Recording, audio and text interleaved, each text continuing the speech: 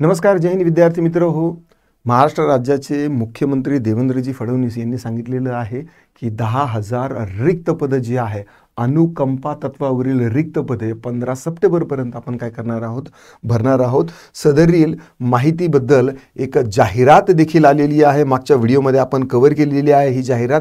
ना आता या जाहिरातीमध्ये आपण अनुकंपा जर असाल तर तुम्हाला कुठले कुठले कागदपत्र सांभाळून ठेवायचे आहे किंवा कुठले कुठले कागदपत्र लागणार आहे किंवा अनुकंपा भरती जेव्हा होत असेल तर त्यावेळेस कोणकोणते नियम लावले जातात, कोणकोणत्या अटी असतात, हे सगळं आपण या आजच्या छोट्याशा व्हिडिओमध्ये पाहणार आहोत. बघा, आता अनुकंपा भरतीचे नियम जे आहेत तर ते व्यवस्थित समजून घेऊया. यासाठी अर्ज कोण करू शकतं? सगळे अर्ज करू शकतात का? नाही. मृत कर्मचाऱ्यांचा पती किंवा पत्नी असे लोक जे शासकीय कर्मचारी होते अगोदर आणि ते कामावर असताना त्यांचं निधन झालं तर मग अशा वेळेस त्यांचे स्पाऊस जे आहेत म्हणजे हजबंड किंवा वाईफ ते काय करू शकतात की याला अप्लाय करू शकतात. म्हणजे समजा जर लेडीज असेल आणि तिचा जर मृत्यू झाला तर तिचा नवरा जो आहे तर तिच्या जागेसाठी अप्लाय करू शकतो. समजा एखादा मनुष्य असेल तर त्याच्याऐवजी त्याच्या बायकोला जे आहे तर ते नोकरी देण्याचं प्रावधान महाराष्ट्र सरकारच्या ह्याच्यात आहे. ठीक आहे. जर पती नसेल तर मुलगा किंवा मुलगी जे आहे तर यांना देखील नोकरी मिळू शकते. पण त्यांना जर ते लहान असतील तर तोपर्यंत मिळणार नाही. पण त्यांचं एकदा वय झालं, प्रौढ झाल्यानंतर म्हणजे 18 वर्षाचे झाल्यानंतर 18 किंवा काही 20 किंवा 21 वर्षापर्यंत पण आहे. 18 किंवा 20 वर्षाचे प्रौढ झाल्यानंतर त्या मुलांना काय मिळते? नोकरी मिळते. ठीक आहे. कधी कधी मृत कर्मचाऱ्यांचा भाऊ आणि बहीण यांना सुद्धा ती काय होते की नोकरी मिळते. कधी कधी काय होतं की जर लग्न झालेलं नसेल तर अशा वेळेस त्या मृत अधिकाऱ्याच्या किंवा कर्मचाऱ्याच्या भावाला किंवा बहिणीला काय ही नोकरी मिळत असते. आता यासाठी शैक्षणिक पात्रता काय पाहिजे असते ते देखील बघा. या पदासाठी ज्या पदासाठी अर्ज करणार आहात त्या पदासाठी लागणारी किमान शैक्षणिक अर्हता आवश्यक आहे. तुम्ही ज्या कुठल्या पदासाठी अप्लाय करणार आहात म्हणजे आपले आई वडील भाऊ बहीण ज्या पदावर होते त्या पदासाठी अप्लाय करायचं असेल तर किमान त्या पदाचं तुम्हाला शिक्षण घेणं आवश्यक आहे. जसं की समजा हा एक व्यक्ती आहे, ठीक आहे, यांचं निधन झालं आणि यांचं ग्रॅज्युएशन होतं, लिपिक होते, तर यांच्या मुलाला किंवा यांच्या बायकोला जर नोकरी पाहिजे असेल तर त्यावेळेस त्यांना ग्रॅज्युएशन आणि टायपिंग हे जे आहे तर ते असायला पाहिजे. त्यांच्यासाठी कसलीही स्पर्धा परीक्षा होणार नाही. फक्त त्यांनी ते कागदपत्र जे आहेत तर ते कंप्लीट करून द्यायचे. ठीक आहे. उदाहरणार्थ लिपिकसाठी HSC किंवा 12वी पास असेल. आता जुन्या भरतीवरती 12वी पास होतं तर त्यावेळेस 12वी पास असेल तर चालतं. आता ग्रॅज्युएशन असेल तर ग्रॅज्युएशन आणि टायपिंग जे आहे तर ते काय आहे, टायपिंग आवश्यक आहे. आता यासाठी एज लिमिट काय आहे बघा. सामान्यतः 18 ते 38 वर्ष जे आहे तर हे काय आहे ते वयामध्ये जर असाल तर तुम्हाला नोकरी काय होऊ शकते, लागू शकते. मागासवर्गीयांसाठी ही जी आहे तर ही 45 वर्षापर्यंत सूट आहे. ठीक आहे. किती? 45 वर्ष सूट आहे. आता मागच्या 5 ते 7 वर्षापासून भरती झालेली नाहीये आणि बरेचसे अनुकंपा तत्वावरील जे विद्यार्थी आहेत तर त्यांचं वय होत चाललेलं आहे, एज बार होत चाललेलं आहे.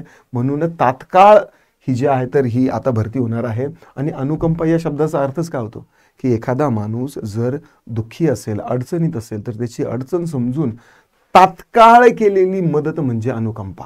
अनुकंपा हा शब्दच असा आहे की त्यामध्ये तात्काळ मदत व्हायला पाहिजे. कारण त्या फॅमिलीची सगळी जिम्मेदारी जी आहे तर ती त्या मृत अधिकाऱ्याच्या बिहाफमध्ये सरकारची असते. म्हणून हा अनुकंपा तत्व जे आहे तर ते लवकरात लवकर लागू व्हायला पाहिजे. इतके दिवस झालं नाही पण ठीक आहे. अर्ज करण्याची मुदत, ठीक आहे. आता यासाठी जर तुम्हाला अर्ज करायचा असेल तर याची काही एज लिमिट पण असते, म्हणजे टाइम पण असतो. कर्मचाऱ्यांच्या मृत्यूनंतर ठराविक कालावधीत म्हणजे सामान्यतः 3 ते 5 वर्षाचा आत अर्ज करणे आवश्यक असतं. 3 ते 5 वर्षाच्या आत अर्ज करणं आवश्यक असतं. नाही तर समजा की लेट्स से की हा एक व्यक्ती आहे, ठीक आहे, जो डेथ झाला आणि त्याचा हा मुलगा आहे. ठीक आहे. हा मुलगा आहे आणि मुलाला आता या पदासाठी अप्लाय करत असेल तर मुलगा जर 10 वर्षांनी जर म्हणत असेल की माझे वडील त्यावेळेस कामावर असताना वारले आणि आता मला घ्या तर ते नियम बाह्य आहे. यासाठी किती 3 ते 5 वर्षापूर्वी 3 ते 5 वर्षाच्या आतमध्येच काय अर्ज करणे आवश्यक आहे. फक्त एका आश्रितालाच नोकरी मिळते. ठीक आहे. जर 2 मुलं असतील तर दोघाला नोकरी मिळेल का? बिलकुल नाही, एकालाच मिळते. मृत कर्मचाऱ्यांच्या कुटुंबातील फक्त एकाच आश्रितास अनुकंपा भरतीतून नोकरी मिळू शकते. आता कागदपत्र काय लागतं ते समजून घ्या. बघा, सगळ्यात अगोदर लागतं पहा मृत्यू दाखला. ठीक आहे. मृत्यू दाखला लागतो. त्यानंतर नाते दाखला. ठीक आहे. नातं देखील दाखवावं लागतं. म्हणजे एखादा कर्मचारी जर निधन पावला आणि दुसराच व्यक्ती त्या कर्मचाऱ्याचं नाव दाखवून जर करत असेल की बाबा हे माझे होते वडील वगैरे असे तसे, ठीक आहे, तर ते असायला नको. म्हणून काय आहे, मृत्यू दाखला आणि नाते दाखला देखील तो दाखवावा लागतो. देन शैक्षणिक प्रमाणपत्र तुमचे जे आहे तर ते असायला पाहिजे. देन रोजगार कार्यालयाची नोंदणी देखील असायला पाहिजे. तुमचं ते एम्प्लॉयमेंटचं कार्ड जे आहे ना ते देखील असायला पाहिजे. तुम्ही इतरत्र कुठल्याही याच्यात काम करत नाही आहेत, तर शासकीय किंवा निमशासकीय प्रभागात काम करत नाही, त्यासाठी एम्प्लॉयमेंट लागतं. देन संमतीपत्र लागतं. कुटुंबातील इतर जे म्हणजे सदस्य आहेत त्यांचं देखील काय लागतं, संमतीपत्र लागतं. आणि नोकरी कोणत्या पदावर मिळते, अर्जदाराची शैक्षणिक पात्रता व रिक्त पदानुसार नोकरी मिळते. म्हणजे कधी कधी असं नाही की ज्या पदावर होते त्याच पदावर तुम्हाला नोकरी मिळेल असंही नाही. कधी कधी तुम्ही दुसऱ्या पदासाठी देखील अप्लाय करू शकता. तर तुमची शैक्षणिक पात्रता जी असेल त्यानुसार अनुकंप तत्वावर तुम्ही आरक्षण जे असतं तर त्यावरती करू शकता. प्रकल्पग्रस्त, भूकंपग्रस्त वगैरे असे जे आहेत तर ते यामध्येच अनुकंप देखील येतं. साधारणपणे लिपिक, सेवक, कनिष्ठ लिपिक, शिपाई, आरोग्य सेवक इत्यादी पदावर जे आहे तर ते लिपिक किंवा या गट क आणि गट ड जे पद आहेत तर त्यावरती काय होते, नियुक्ती मिळते. म्हणजे क्लास 2 आणि क्लास 1 वरती ही भरती होत नाही, हे देखील एक आहे. ठीक आहे. स्पर्धा परीक्षा यासाठी कसलीही लागत नाही. कॉम्पिटिटिव्ह एक्झामची कसलीही तयारी करायची गरज बिलकुल नसते. ठीक आहे. या भरतीसाठी वेगळी परीक्षा घेतली जात नाही. फक्त पात्रता कागदपत्रे आणि मुलाखत यावर ही काय असते, भरती असते. आणि या भरतीमध्ये आणखी एक महत्त्वाचा नियम आहे, सिनियरिटीनुसार देखील काय होतं की चान्स मिळतो. आता ही सिनियरिटीनुसार म्हणजे काय ते आपण समजून घेऊया. बघा, हा एक व्यक्ती आहे ए नावाचा. ठीक आहे. ए नावाच्या व्यक्तीला हा मुलगा आहे.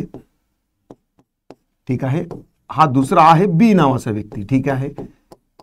यांना देखील काय आहे, एक मुलगा आहे. ठीक आहे. थोडीशी ड्रॉइंग कमजोर आहे. आता ए या व्यक्तीचं वय काय आहे, कमी आहे. याचं वय हे आता हे दोघंही मरण पावलेले आहेत.